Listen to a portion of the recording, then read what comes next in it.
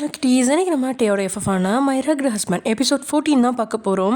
So இன்றைக்கி கொஞ்சம் free time இருந்துச்சுடா, அதனால தான் உங்களுக்காக இன்னொரு எபிசோடும் இன்றைக்கே போடுறேன். ஓகே, வாங்க நம்ம வீடியோக்குள்ளே போகலாம். லாஸ்ட் எதுவும் முடிச்சிருந்தோம் அப்படின்னா, நம்ம மேனேஜர் லாயர் சந்தோஷ் கிட்ட சார்லாம் ஒயன் மேம்கிட்ட டிவோர்ஸ் வாங்க மாட்டாரியா அப்படின்னு சொல்ல, அட என்னையா சொல்கிற, நேற்றுக்கு தான் டைவர்ஸ் 2 நாளில் ரெடி பண்ணணும்னு சொன்னார், இப்போ நீ வேறு மாதிரி சொல்கிற. ஆமாயா, நான் சொல்கிறது உண்மைதான். பாஸ் அந்த பொண்ணை டைவர்ஸ் எல்லாம் பண்ண மாட்டார். ஏன்னா நம்ம பாஸ் அந்த பொண்ணு அவரோட தேவைக்கு வேணுங்கிறதுனால தான் கல்யாணம் பண்ணார் அப்படின்னு மேனேஜர் சொன்ன வார்த்தைகளில் பதறி போய் அப்படியே பக்கத்தில் அங்கிட்டும் இங்கிட்டும் பார்த்துட்டு சேரை இன்னும் பக்கத்தில் ஜோசப் கிட்ட இழுத்து போட்டு, உண்மையாவா சொல்கிறீங்க? ஆனால் நேத்திக்கு பாஸ் அந்த பொண்ணு வேண்டான்னு தானே சொன்னார் அப்படின்னு வியப்போட கேட்குறான். ஆமாயா, அவர் அந்த மாதிரி தான் சொல்லுவார், ஆனால் டைவர்ஸ் எல்லாம் பண்ண மாட்டார். நான் ஏன் இவ்வளோ உறுதியாக சொல்கிறேன்னா, பாஸ் நிறைய பேரை ஏமாற்றி அவங்க கிட்ட இருந்து சொத்தை வாங்கியிருக்காரு. அப்போ எல்லாம் என்கிட்ட ஒவ்வொரு பொண்ணோட டீட்டெயில்ஸ் தந்து நான் இவளை ஏமாற்ற போகிறேன், சொத்தை வாங்க போகிறேன்னு தான் சொல்லுவார். ஆனால் முதலாக ஒயனோட ஃபோட்டோவையும் டீட்டெயிலையும் பார்த்து இந்த பொண்ணை நான் கல்யாணம் பண்ணிக்க போகிறேன் அப்படின்னு சொன்னார். அப்போவே பாஸ் அந்த பொண்ணை கட்டிக்கிற முடிவுக்கு வந்துட்டாருன்னு புரிஞ்சுது. இருந்தாலும் பாஸ் அப்புறமா கல்யாணம் வேண்டான்னு சொல்ல காரணம், ஒரு வேளை கல்யாணங்கிற கமிட்மெண்ட்குள்ளே போய் பிரச்சனையை ஃபேஸ் பண்ணக்கூடாதுன்னு தான் பாஸ் கல்யாணம் வேண்டான்னு சொல்லி பிடிவாதம் பிடிச்சிருக்காரு. கடைசியாக அவரோட அம்மா வற்புறுத்ததுனால கல்யாணம் பண்ணிக்கிட்டாருன்னு எல்லாரும் நினச்சாங்க. ஆனால் உண்மையாகவே பாஸ் யாருக்காகவும் எதையும் அவ்வளோ சீக்கிரம் செய்ய மாட்டார். அவராக விருப்பப்பட்டு தான் அந்த பொண்ணு கழுத்தில் தாலி கட்டி பொண்டாட்டியாக ஏற்றுக்கிட்டாரு. இப்போ நம்ம பாஸுக்கு ஜிமின் சார்கிட்ட இருக்க அந்த டாக்குமெண்ட் மட்டும்தான் வேணும். அதுக்கு காரணம், ஒரு வேளை ஃப்யூச்சரில் அந்த டாக்குமெண்ட்டால் எந்த பிரச்சனையும் வரக்கூடாதுன்னு நினைக்கிறாரு. மற்றபடி அந்த பொண்ணே பாஸை விட்டு போனாலும் பாஸ் அந்த பொண்ணை விட மாட்டாரியா அப்படின்னு ஜோசப் உறுதியாக சொல்கிறான். ஜோசப் என்னதான் உறுதியாக சொன்னாலும் சந்தோஷால் அதை ஏற்றுக்கவே முடியல. ஏன்னா நேற்று வரைக்கும் ஒயன்ற பேரை கேட்டாலே எரிஞ்சு விழுந்த மாதிரி தான் கோபத்தில் கொந்தளிச்சான். இதனால் அந்த லாயர் சந்தேகத்தோட ஜோசப் பார்க்க, அதை புரிஞ்சுக்கிட்ட ஜோசஃபும், நீ என்னை நம்பலன்னு எனக்கு நல்லா தெரியுது, இருந்தாலும் இன்னொரு விஷயம் சொல்கிறேன். என் பாஸுக்கு அந்த பொண்ணை பிடிக்கலன்னு வச்சுக்கோ, 2 நாளாக அந்த பொண்ணு கூட இருந்திருக்கவே மாட்டார். கல்யாணமான அன்னைக்கே கழட்டி விட்டுருப்பாரு.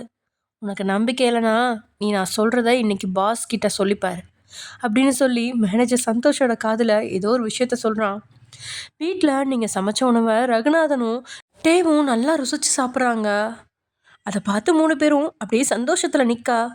வயன், இன்னைக்கு வீட்டுக்கு பின்னாடி இருக்கா ஸ்விம்மிங் பூல், 3வது மாடியில் இருக்க மொத்த ரூம், அப்புறம் வீட்டோட ஃப்ரண்ட் சைடு எல்லாத்தையும் க்ளீன் பண்ணி போட்டுரு அப்படின்னு டே உங்களுக்கு அடுத்த வேலையை கொடுக்க நீங்களும் சரின்னு தலையாட்டிட்டீங்க. லக்ஷ்மிக்கும் இதுக்கு மேலே வேறு வழி இல்லை, மருமகளை காப்பாற்ற முடியாது அப்படின்னு புரிஞ்சு அவள் அமைதியாக நிற்கா. எழுந்து கை கழுவிட்டு நேராக உங்கள் பக்கத்தில் வந்து உங்களோட சேலை முந்தானை எடுத்து கையை மேலே தொடச்சிக்கிட்டே உங்கள் பக்கத்தில் கொஞ்சம் நெருங்கி நின்னவன், உனக்கு ஒரு சின்ன கிஃப்ட் வச்சுருக்கேன், பெட்ரூமில் போய் பாரு அப்படின்னு உங்களுக்கு மட்டுமே கேட்குற மாதிரி சொல்லிவிட்டு உங்களை விட்டு விலகி, லட்சுமி அம்மா நான் ஆஃபீஸ்க்கு கிளம்புறேன், நீங்கள் கவனமாக இருங்க, நேத்திக்கு மாதிரி டேபிளில் எதுவும் கையை இடிச்சு கிழிச்சிக்காதீங்க, பாய்மா அப்படின்னு சொல்லிட்டு அவன் அங்கேருந்து ஆஃபீஸ்க்கு கிளம்ப, இங்கே ரகுநாதனோட முகம் எல்லாமே வெளிரி போயிடுச்சு.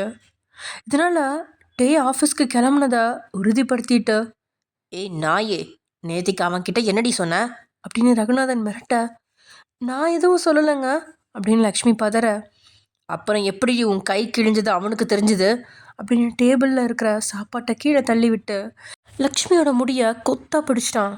இதனால் லக்ஷ்மி பயப்பட, நீங்களும் என்ன பண்ணுறீங்க அப்படின்னு சொன்னபடியே முன்னாடி காலை எடுத்து வச்ச அடுத்த செகண்ட், கண்ணம்மா உங்களோட கையை பிடிச்சி தடுத்து நிறுத்தி, போகாதம்மா, நீ போனால் அவங்கள ரொம்ப அடித்து டார்ச்சர் பண்ணுவார் அப்படின்னு சொன்ன வார்த்தையால் அங்கேருந்து நகராமல் நீங்கள் அப்படியே நிற்க, நான் எதுவும் சொல்லலை, டேபிளில் கைப்பட்டு கிழிஞ்சிருச்சுன்னு தான் சொன்னேன், நீங்கள் அடித்ததை பற்றி நான் எதுவும் சொல்லலை அப்படின்னு லக்ஷ்மி பயத்தில் கண்கள்லேருந்து கண்ணீர் வடிய சொல்ல, நமக்குள்ளே நடக்கிற பிரச்சனையை அவன்கிட்ட சொல்லி பெரிய சீன் உருவாக்க பார்த்தேன்னு வச்சுக்க, என்ன பண்ணுவேன்னு எனக்கே தெரியாது அப்படின்னு லக்ஷ்மியை மிரட்டி அந்த பக்கம் தள்ளி விட்டுட்டு அடுத்ததாக உங்களை தான் பார்க்குறான். உங்களுக்கு மாமா எதுக்கு உங்களை பார்க்குறாங்க அப்படிங்கிறது புரிஞ்சிருச்சு. அதனால் வேகமாக சேரில் உட்காந்து டே சாப்பிட்ட தட்டில் சாப்பாடு எடுத்து வச்சு கடக்கணுன்னு சாப்பிட ஆரம்பிக்கிறீங்க. ஏய் ஒயன், ஒரு வாரமாக எல்லாரும் யூஸ் பண்ண ட்ரெஸ் மாடியில் இருக்குது. அதை துவைச்சி மொட்டை மாடியில் காய போட்டுரு. இங்கே இருக்க வாஷிங் மிஷினில் எதுவும் போடக்கூடாது. ட்ரெஸ் ஏதாவது டேமேஜ் ஆச்சுன்னா என்ன மாதிரி மோசமான மாமனாரை நீ பார்க்கவே முடியாத அளவுக்கு ஆயிடும். அப்படியே வீட்டுக்கு பின்னாடி நான் பெத்த தருதல பைக் வாங்கி விட்டுருக்கான், அந்த பைக்கையும் க்ளீன் பண்ணிவிடு அப்படின்னு அவன் சொல்ல, நீங்கள் தலை நிமிர்ந்து பார்க்கல. ஆனால் தலையை பொம்மை மாதிரி ஆட்ட, என் கூட வாடி அப்படின்னு லக்ஷ்மியை கையை பிடிச்சி இழுத்தபடியே அங்கேருந்து போகிறான். லக்ஷ்மியை பார்க்கவே பாவமாயிடுச்சு. ரகுநாதனை ஒப்பிடும்போது டே எவ்வளவோ பரவாயில்ல அப்படிங்கிற மாதிரி தான் உங்களுக்கு தோணுது. அப்படியே உங்கள் மாமியாரை பார்த்துக்கிட்டே சோகமாக உட்காந்துருக்கா. அதுக்கு மேலே அந்த தட்டில் உங்களால் சாப்பிட முடியல. சாப்பிட்டது எல்லாமே அப்படியே வாமிட் ஆகிடுது. ஏன்னா அதில் நான்வெஜ் இருக்கு. உடனே கண்ணம்மா உங்களை சமாதானப்படுத்தி வேறு சாப்பாட்டை கொடுத்து சாப்பிட வைக்கிறா. அக்கா, மாமாவுக்கு என்ன பிரச்சனை? இதுக்காக அத்தைக்கிட்ட கோவப்படுறாரு? என்கிட்டயும் கொஞ்சம் எடுத்தறிஞ்சு பேசுகிறாரு. நான் அவரை எதுவுமே பண்ணலையே. ஒரு பார்வை கூட அவரை நான் தப்பாக பார்க்கல. ஏன் அவர் இந்த மாதிரி இருக்காரு அப்படின்னு நீங்கள் கேட்கா. அட என்னம்மா இப்படி கேட்குற? நீ இப்போ தானே வந்திருக்க, உனக்கு போக போக எல்லாம் புரியும் அப்படின்னு சொன்ன கண்ணம்மா மழுப்ப. ஏன் என்கிட்ட எதுவும் சொல்ல மாட்டேங்கிறீங்க? வீட்டில் என்ன தான் பிரச்சனை? என்கிட்ட சொல்லுங்க. இதுக்கு மேலே மறைச்சா எதுவும் சரிப்பட்டு வராது அப்படின்னு கண்ணம்மாவுக்கு தோண, இந்த வீட்டில் இருக்கிற பிரச்சனைக்கெல்லாம் காரணம் பசங்க மட்டும்தான். ஆதி காலத்துலேருந்தே இந்த குடும்பத்தில் இருக்கிறவங்கள பொறுத்த வரைக்கும் ஆம்பளைங்க எல்லாரும் வெளியே வேலைக்கு போய் சம்பாதிச்சு கொண்டு வரணும். பொண்ணுங்க ஆம்பளைங்களை சந்தோஷப்படுத்தணும், அவங்க கூட படுக்கணும், குழந்தை குட்டி பெற்றுக்கணும், சமையல் அறையில் அடைஞ்சு கிடக்கணும். இதெல்லாம் ஆதி காலத்துலேருந்து இப்போ வர இந்த வீட்டில் நடந்துக்கிட்டு இருக்கு. அதுலேயும் 3 ஆம்பளைங்க தான் இது எல்லாத்துக்கும் காரணம் அப்படின்னு கண்ணம்மா பேசிகிட்டு இருக்கும்போதே அந்த 3 பேர் என் புருஷன், அவரோட அப்பா, சித்தப்பா அவங்களா அப்படின்னு நீங்கள் கேட்கா. பரவாயில்லையே, ஓரளவுக்கு சரியாக கேட்டுட்ட. ஆனால் இதில் நம்ம தம்பி வரமாட்டாருமா. அவருக்கு பொண்ணுங்க அவருக்கு கீழே அடங்கி அமைதியாக இருந்தால் பிரச்சனை கிடையாது, எதுவுமே சொல்ல மாட்டார். ஆனால் மற்ற 2 பேருக்கும் அப்படி இல்லை. பொண்ணுங்க அவனுங்களுக்கு கீழே நாய் மாதிரி இருக்கணும். அப்போது அந்த 3வது ஆள் யார்? ஒருவேளை ஜிமினை தானே சொல்கிறீங்களா? ஐயோ, அவனை இந்த லிஸ்ட்லேயே எடுக்காதம்மா. இந்த குடும்பத்தில் பிறந்ததுலேயே ஒரு வித்தியாசமான பிறவி அவர் மட்டும்தான். தம்பிக்காவது பொண்ணுங்களை அடிமையாக வச்சுக்கணுன்னு ஆசை இருக்குது. ஆனால் நம்ம ஜிமின் தம்பிக்கு அந்த மாதிரி ஒரு எண்ணமே இல்லை. நான் பார்த்ததுலையே இவர் இந்த குடும்பத்தில் உள்ள பையன்தானான்னு என்னை வியப்படைய வச்சது அவர் ஒருத்தர் தான். நான் சொன்ன 3வது ஆள் நம்ம தம்பியோட தாத்தா. அவரோட ட்ரீட்மெண்ட்டுக்காக தான் தம்பியோட அப்பா வெளிநாட்டுக்கு போயிருக்காங்க. இன்னும் ஒரு வாரத்தில் வருவாங்க. அதுக்கப்புறம் அவங்க காட்டுற வேலையை பார்த்தா உனக்கே வாழ்க்கை வெறுக்கும் அப்படின்னு கண்ணம்மா சொன்ன வார்த்தையிலேயே வயிறு நிறைஞ்ச மாதிரி ஆயிடுச்சு உங்களுக்கு. பணம் வசதி இல்லைன்னாலும் கூட சிறகடிச்சு சுதந்திரமாக பறந்த நீங்கள் இங்கே தங்க கூண்டில் அடைக்கப்பட்டிருக்கிற மாதிரி இருக்கு. அதை புரிஞ்சுக்கிட்ட கண்ணம்மா, என்னம்மா இதுக்கெல்லாம் ஃபீல் பண்ணுற? உன் தலையெழுத்து மாறணும்னா என்கிட்ட ஒரு சூப்பரான ஐடியா இருக்குது அப்படின்னு கண்ணம்மா சொன்னதும் உங்கள் முகத்தில் ஒரு பல்பு எரிய தலை நிமிர்ந்து கண்ணம்மாவை பார்க்குறீங்க. என்ன ஐடியா அப்படின்னு கேட்க, அது ரொம்ப சிம்பிள்மா. இப்போ தான் உனக்கு கல்யாணம் ஆகியிருக்கு. ஆசை 30 நாள், மோகம் 60 நாள்னு சொல்லுவாங்க. அதெல்லாம் முடியறதுக்கு முன்னாடியே உன் புருஷனை எப்படியாவது உன் கைக்குள்ளே போட்டுக்கோ. அவ்வளோ சீக்கிரம் உன் புருஷன் கைக்குள்ளே வர்ற ஆள் கிடையாது. இருந்தாலும் நீ முயற்சி பண்ணு. எனக்கு தெரிஞ்ச வரைக்கும் தம்பி கொஞ்சம் கோவப்பட்டாலும் குணமும் உண்டு. அதனால தான் சொல்கிறேன் அப்படின்னு கண்ணம்மா ஐடியாவை கொடுக்குறா. அட போங்கக்கா, உங்கள் பிளானெல்லாம் அவர்கிட்ட ஒர்க் அவுட் ஆகாது. அதுலேயும் நான் எல்லாம் அவரை கைக்குள்ளே போடணும்னு நினச்சா அவர் என்ன அவர் கை விரல் அசைவுக்கு ஏற்றபடி ஆடுற பொம்மையாக மாற்றிடுவார். என்கிட்ட முகம் கொடுத்து கூட பேச மாட்டேங்கிறாரு. நான் எப்படி போய் அவரை மயக்கிறது?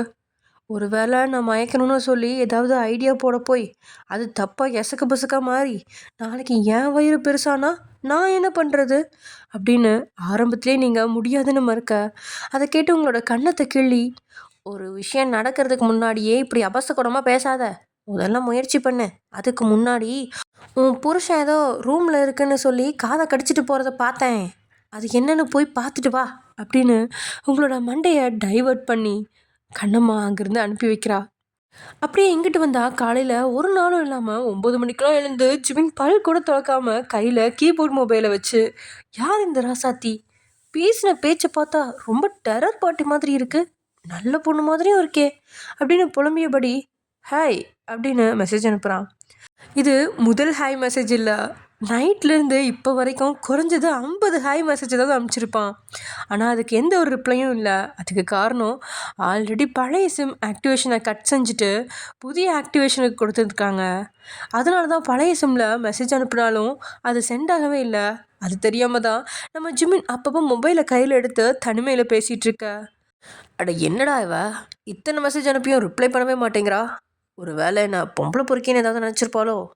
என் முகத்தை பார்த்தா அப்படியெல்லாம் ஃபீல் ஆகாதே அப்படின்னு புலம்பிக்கிட்டே குப்புறப்படுத்த மொபைலை தான் கண்ணுமிக்காமல் பார்த்துட்டு இருக்கும்போது அவன் டிக்கிலேயே யாரோ அடித்தபடி ஜிமின் எலும்பு அப்படின்னு சொல்ல அந்த சத்தத்தை வச்சு மயூரி அப்படின்னு கண்டுபிடிச்சனோட உதடு புன்னகைக்க.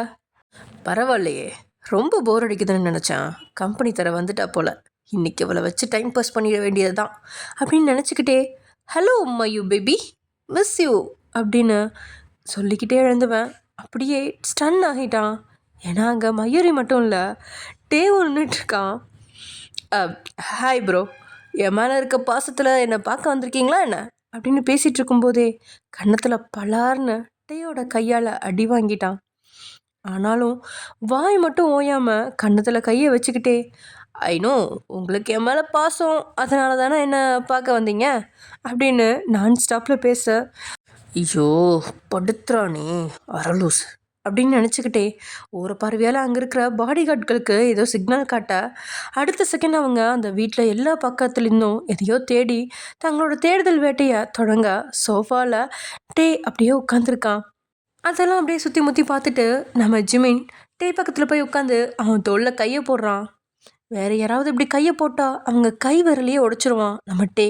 ஆனால் தம்பி அப்படிங்கிறனால அப்படி என்ன தோணாமல் உள்ளுக்குள்ளே ஒரு மகிழ்ச்சி இருந்தாலும் வெளியில் டெரரான முகத்தோடையே அந்த டாக்குமெண்ட் எங்கடா, அந்த கிளவியோட வீடெல்லாம் தேடி பார்த்தேன், ஒரு இடத்துலையும் அந்த டாக்குமெண்ட் இல்லை, நீ வேற யார்கிட்டையாவது கொடுத்தியா அப்படின்னு டே கேட்க. ஓ அப்போ அண்ணன் ஃபுல்லாக சர்ச் பண்ணிட்டு தான் அங்கே எதுவும் கிடைக்காதனால இங்கே வந்திருக்கு அப்படின்னு நினச்சிக்கிட்ட நம்ம ஜிமின் உஷாராக்கிட்டான்.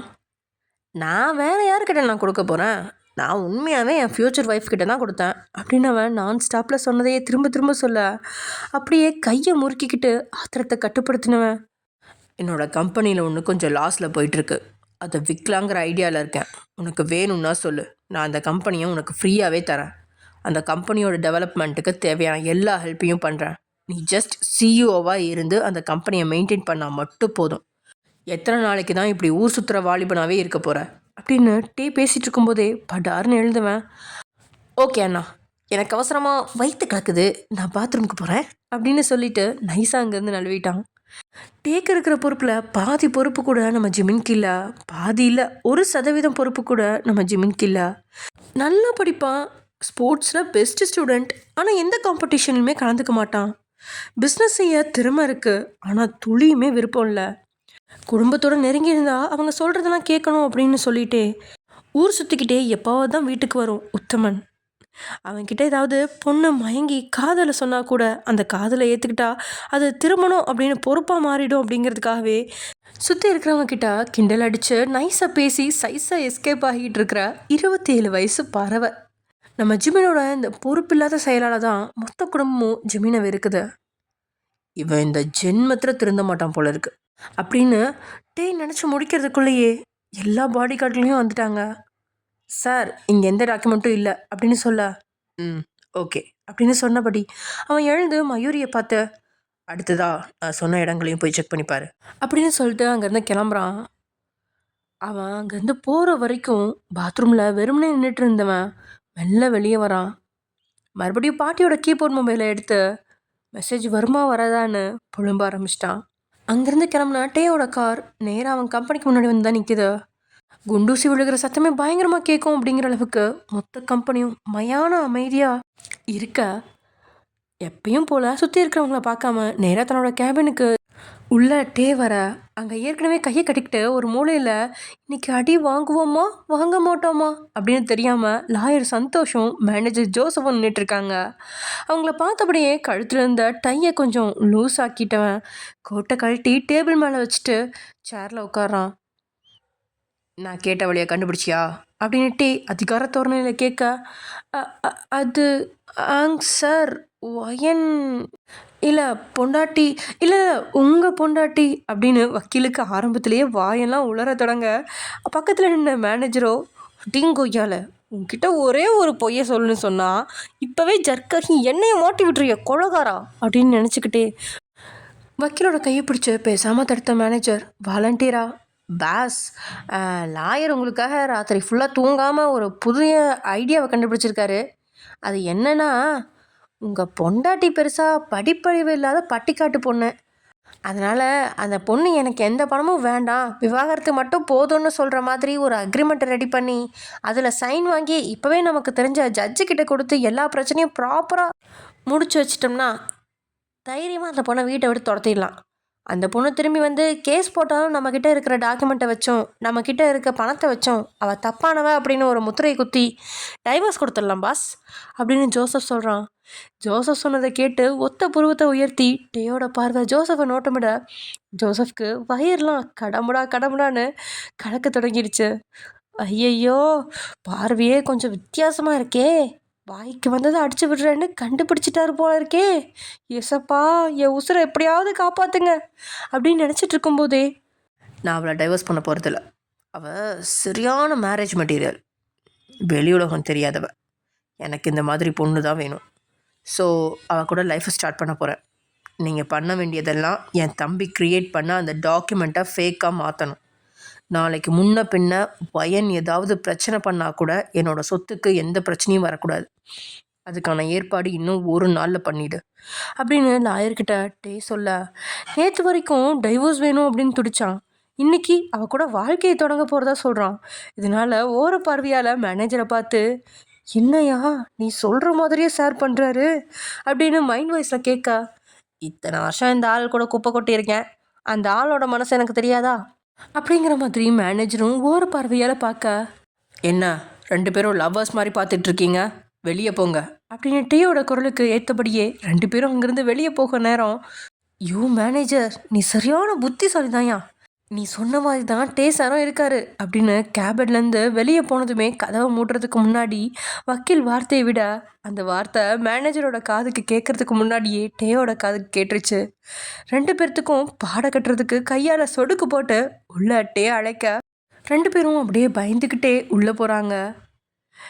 கொஞ்ச நேரத்திலேயே அந்த வக்கீலை மிரட்டி மேனேஜர் சொன்னதை எல்லாமே பொய் அப்படின்னும், டே அந்த பொண்ணோட வாழ்க்கையை தொடங்க ஆசைப்படுறத அவன் வாயிலேருந்து போட்டு வாங்க தான் இத்தனை பிளான் அப்படிங்கிறதையும் புரிஞ்சுக்கிட்டு அடுத்த செகண்ட் பயங்கரமான பீப் சத்தம் காதை கிழிக்குது. அடுத்த 30வது நிமிஷத்தில் டேயோட ஆஃபீஸ்க்கு முன்னாடி ஆம்புலன்ஸ் வர ஸ்ட்ரக்சரை 2 பேர் தூக்கிட்டு நேராக டேயோட கேபின்குள்ளே நுழையிறாங்க. கீழே விழுந்து கிடந்த லாயரை தூக்கி ஸ்ட்ரக்சரில் வச்சுட்டு போகிறாங்க. மூச்சு பேச்சு இல்லாமல் கிடக்கிற லாயரை டே அடித்து போட்டுட்டானோ அப்படின்னு கேட்டால் அப்படிலாம் எதுவும் இல்லைங்க. டேயோட வாயிலேருந்து வந்த வார்த்தையால் நெஞ்சு வலி வந்த மாதிரி நெஞ்சில் கை வச்சுட்டு சுருண்டு விழுந்துட்டான். கடைசியில் பார்த்தா ஹார்ட் அட்டாக் ஆமா. அதோட நல்ல வேலையாக லாயர் சுருண்டு விழுந்ததுனால டே அவங்கள திட்டுறதை நிறுத்திட்டு கன்ஸ்ட்ரக்ஷன் சைட் விசிட்டிங்காக வெளியே போயிட்டான். அப்போ அங்கே நின்று ஒரு ஒர்க்கரில் ஒருத்தன், மேனேஜர் சார், லாயருக்கு எப்படி ஹார்ட் அட்டாக் வந்துச்சு? நீங்களும் தானே அந்த ரூமில் இருந்தீங்க, உங்களுக்கு டே சார் திட்டினதை கேட்டு எந்த அட்டாக்கும் வரலையே அப்படின்னு கேட்டு முடிக்கிறதுக்குள்ளேயே அவன் தலைமுடிய அழுத்தி பிடிச்சி தலையை ஒரு சுற்றுன மேனேஜர், ஏன்டா இப்படி கேட்குற? நீ கேட்குறத பார்த்தா அந்த ஆளே செத்து போயிடுவான் போல இருக்கு, நீ ஏன் உசுரோடு இருக்கேன்னு கேட்குற மாதிரி இருக்கே அப்படின்னு ஜோசப் கேட்க, கிட்டத்தட்ட அந்த ஒர்க்கரோட மைண்ட் வாய்ஸும் அப்படி தான் இருக்குது. இல்லை சார், அந்த லாயர் சின்ன பையன், ஆனால் மயங்கி விழுந்துட்டாரு. நீங்கள் குழந்தை குட்டி இருக்கிற பெரிய ஆள், ஆனால் உங்களுக்கு எதுவும் ஆகலையேன்னு கேட்டேன் அப்படின்னு அந்த ஒர்க்கர் சொல்ல, அட போடா, கிட்டத்தட்ட 6 வருஷமாக நம்ம பாஸ் கூட குப்பை கொட்டுறேன், நான் இதுக்கெல்லாம் மயங்கி விழுவேனா? ஆனால் என்ன, லாயர் தான் பாவம், 2 வருஷமாக நம்ம கூட இருந்த லாயரை திட்டியே பக்கவாதம் வர வச்சுட்டாரு நம்ம பாஸு. 2 நாளைக்கு முன்னாடி அந்த லாயரையும் ஸ்ட்ரக்சரில் அனுப்பி வச்சுட்டாரு. இனி புது லாயருக்கு நான் எங்கே போவேன்னு எனக்கே தெரியல அப்படின்னு புலம்பிக்கிட்டே அங்கேருந்து கிளம்புறான். இப்படி நேரங்கள் கிடக்குது. ஆஃபீஸ் வேலையெல்லாம் முடிச்சுட்டு வழக்கமாக 7 மணிக்கு வீட்டுக்கு வர்றவன் இன்றைக்கி 8 மணிக்கு தான் வீட்டுக்கே வந்து சேரான். டே அப்பப்போ வேலைப்படு இருக்கும்போது தாமதமாக தான் வீட்டுக்கு வருவான். இது தெரிஞ்ச விஷயந்தான். அதனால் அவங்க பெருசாக எதுவும் எடுத்துக்கல. வீட்டுக்கு வந்த உடனே லக்ஷ்மி ஜூஸை எடுத்துக்கிட்டு வந்து அவன்கிட்ட கொடுக்க வேகமாக அதை வாங்கி குடித்தவன், லக்ஷ்மி அம்மா ஒரு பணக்காரரோட பையனுக்கு பேச்சுலர் பார்ட்டி கொடுக்குறாங்க. அங்கே என்னை இன்வைட் பண்ணியிருக்காங்க. ஸோ நான் அங்கே போகிறேன். நான் வரதுக்கு லேட் ஆகும் அப்படின்னு அவன் சொல்ல, ஆ எனக்கு தெரியும்ப்பா, நீ ரூமுக்கு போ, உனக்காக தான் அவன் வெயிட் பண்ணிகிட்ருக்கா அப்படின்னு லக்ஷ்மி சொன்ன வார்த்தையால் ஒரு செகண்ட் குழம்பி போனவன் லக்ஷ்மியோட முகத்தையே ஆழ்ந்து பார்க்க அவ்வளோ சிரித்தபடியே அங்கேருந்து போகிறா. லக்ஷ்மி எதுக்காக அப்படி சொன்னா அப்படின்னு யோசனையோட நேராக படுக்கை அறைக்கு வந்து கதவை திறந்தவன் ஒரு செகண்ட் ஸ்டன் ஆகிட்டான். ஏன்னா அழகிய மெரூன் கலர் சேலையில் வளைவு நெளிவான ஸ்ட்ரக்சர் தெரியும்படி சேலையோட அழகில் தக்க தக்கன மின்னிக்கிட்டு கிட்டத்தட்ட 1 மணி நேரத்துக்கு முன்னாடியே தயாராகி நீங்கள் நின்றுட்டுருக்க.